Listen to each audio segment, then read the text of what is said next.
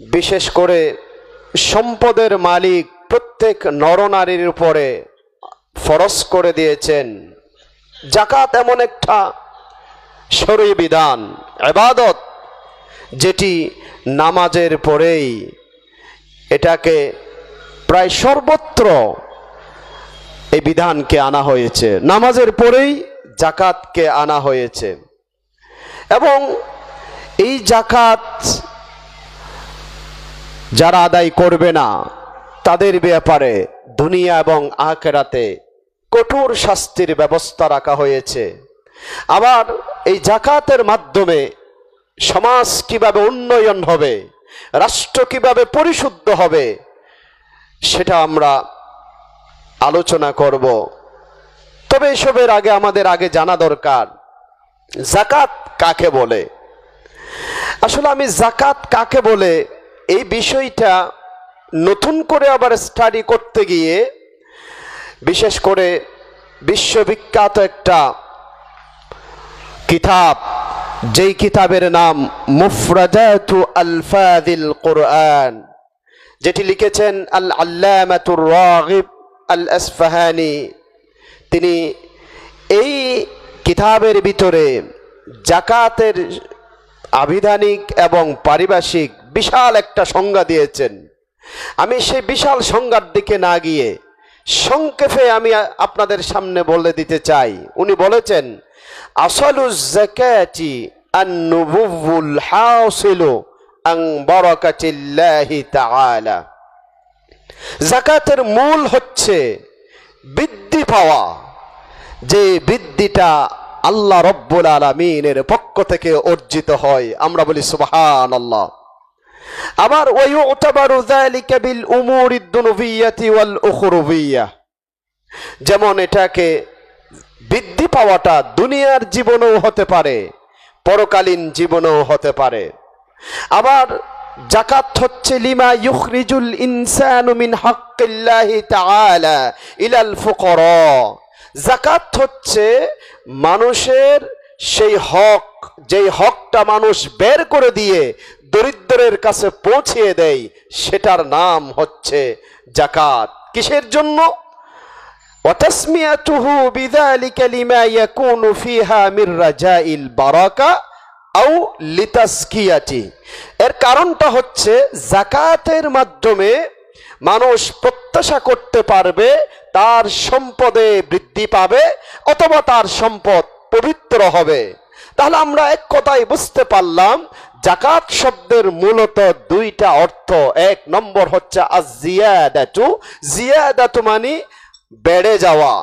ইংরেজিতে বলা হয় যে জিয়াদা শব্দের অর্থ হচ্ছে প্রবৃদ্ধি, ইংরেজিতে বলা হয় গ্রোথ অথবা প্রবৃদ্ধি লাভ। ইংরেজিতে বলা হয় যে ইনক্রিজ অথবা প্রবৃদ্ধির কারণ হওয়া। দেখেন চমৎকার অর্থ করেছেন যাকাতের, প্রবৃদ্ধির কারণ হওয়া। এই প্রবৃদ্ধির কারণ হওয়ার অর্থ হচ্ছে ইনক্রিজ অথবা টু কজ, টু গ্রো ইত্যাদি। সম্মানিত হাজিরিন, এই যাকাত শব্দটি কোরআনুল কারীম আল্লাহ রাব্বুল আলামিন বিভিন্নভাবে ব্যবহার করেছেন। আল্লামা রাগিব আল আসফাহানি তিনি এই যাকাতের অর্থের শেষ প্রান্তে গিয়ে তিনি বলেছেন, ওয়াতারাতান ইউনসাবু ইলাল্লাহি তাআলা লিকাউনিহি ফাইলান লিযালিকা ফিল হাকীকা।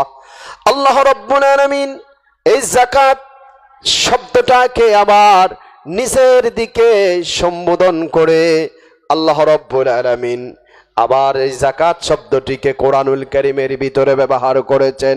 রব্বুল আলামিন কোরআনুল কারীমের সূরা আন-নিসার 49 নম্বর আয়াতে কারিমার ভিতরে বলেছেন, বালিল্লাহু ইউযাক্কি মাইয়াশা। রব্বুল আলামিন যাকে ইচ্ছা তাকে পবিত্র করেন। সুবহানাল্লাহ। আবার তিনি বলেছেন, ওয়াযালিকা ইউনসাবু তারাতান ইলাল আবদি। যাকাত শব্দটি আবার বান্দার দিকেও নিসবত করা হয়, সম্পর্কিত করা হয়। কারণ হচ্ছে লিকাউনিহি মুক্তাসিবান লিযালিক, বান্দাই তাসকিয়াতুন নফস, নফসের পবিত্রতা যেহেতু অর্জন করে, আবার যাকাত শব্দটিকে বান্দার দিকেও সম্বোধন করেছেন আল্লাহ রাব্বুল আলামিন কোরআনুল কারীমের ভিতরে বলেছেন ক্বাদ আফলাহা মান যাক্কাহা, সেই ব্যক্তি সফল যে তার অন্তরকে পবিত্র করলো। বলি সুবহানাল্লাহ। সম্মানিত হাজিরিন, এরপর অসংখ্য কথা আছে। তাফসিরে ফাতহুল কাদির আল ইমাম মুহাম্মদ ইবনে আলী ইবনু মুহাম্মদ আশ-শাওকানি আলাইহি রাহমা, তিনিও যাকাতের চমৎকার আসলে অর্থ করেছেন। সংক্ষেপে বলেই আমার মূলের দিকে চলে যাচ্ছি। ওয়াজ যাকাতু মাখুদাতুম মিনাজ যাকা, তিনি বলেছেন যাকাত শব্দটিকে যাকাউন শব্দ থেকে উৎপত্তি করা হয়েছে, আনা হয়েছে। এর অর্থ হচ্ছে বৃদ্ধি পাওয়া, কোনো কিছুকে পবিত্র করা। ইযা নামা ওয়া যাদা, যেমন কোনো বৃদ্ধি পেলে যখন বেড়ে যায় তখন বলা হয়। এরপরে সুম্মিয়া ইখরাজু জুজইম মিনাল মালি যাকাতুন, অর্থাৎ এই যাকাতকে যাকাত হিসেবে কেন নামকরণ করা হয়, এর কারণ হচ্ছে যে মালের একটা অংশ মালিকের পক্ষ থেকে নিয়ে সেটা দরিদ্রদের কাছে বিতরণ করা হয় বলেই যাকাতকে যাকাত হিসাবে বলা হয়, যাকাত বলা হয়। মা আন্নাহু নাকাসা মিনহু, আসলে যাকাত প্রকৃত অর্থে তিনি বলেছেন একজন অনেক সম্পদের মালিক, সে সম্পদ থেকে যদি যাকাত দিয়ে ফেলে, আপনারাই বলেন সম্পদ কি কমে নাকি বাড়ে? সম্পদ কমে, বাহ্যিক দৃষ্টিতে দেখা যায় সম্পদ কমে যায়। কিন্তু আল্লাহ রাব্বুল আলামিন, আল্লাহর হাবিব এবং সমস্ত মুফাসসিরিনগণ যাকাতের অর্থ প্রদান করে তারা বলেছেন মা আন্নাহু নাকাসা মিনহু লিআন্নাহা তুকসিরু বারাকাতুহু বিযালিক আও তুকসিরু আজরু সাহিবিহি।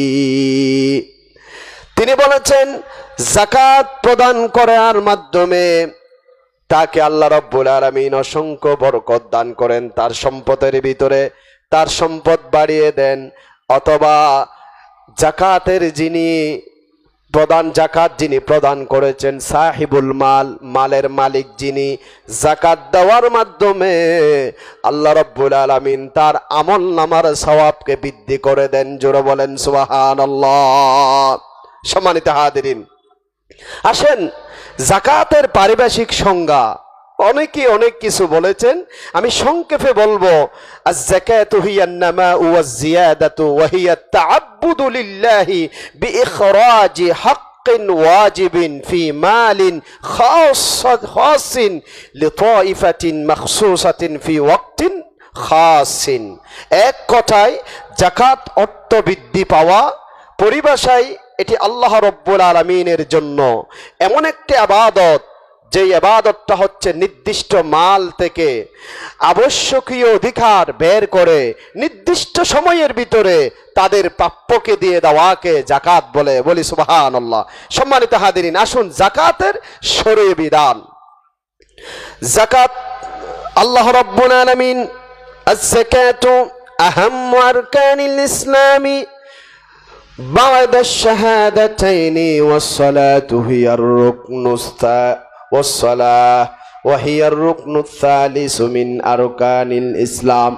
আমরা জানি ইসলামের মূল স্তম্ভ, আপনারা বলেন কয়টি? পাঁচটি। পাঁচটির ভিতরে 3 নম্বর হচ্ছে যাকাত, নামাজের পরেই যার স্থান। এই যাকাতের শরঈ বিধান সম্পর্কে আল্লাহ রাব্বুল আলামিন কোরআনুল কারীমের ভিতরে বলেছেন খুয মিন আমওয়ালিহিম সাদাকা তুতাহহিরুহুম ওয়া তুযাক্কিহিম বিহা ওয়া সাল্লি আলাইহিম ইন্না সালাতাকা সাকানুল লাহুম ওয়াল্লাহু Samiun Alim. take sadaqah, alms from their wealth in order to purify them. আল্লাহ তাআলা বলেছেন মালের মালিক থেকে, তাদের সম্পদ থেকে সাদকা গ্রহণ করো, এখানে যাকাত গ্রহণ করো। এই যাকাত গ্রহণ করার মাধ্যমে হে নবী আপনি তাদেরকে পবিত্র করে দিন। ওয়াসাল্লি আলাইহিম and pray on their, এবং তাদের জন্য আপনি প্রার্থনা করুন, আল্লাহর দরবারে দোয়া করুন। তারপরে হচ্ছে, এবং আল্লাহ তাআলা বলেছেন ইন্না সলাতাকা সাকানুল লাহুম, নিঃসন্দেহে আপনার প্রার্থনাটা, আপনার দোয়াটা তাদের প্রশান্তির কারণ হবে। ওয়াল্লাহু সামিউন আলিম, আর আল্লাহ তাআলা সবকিছু শুনেন এবং সবকিছু জানেন।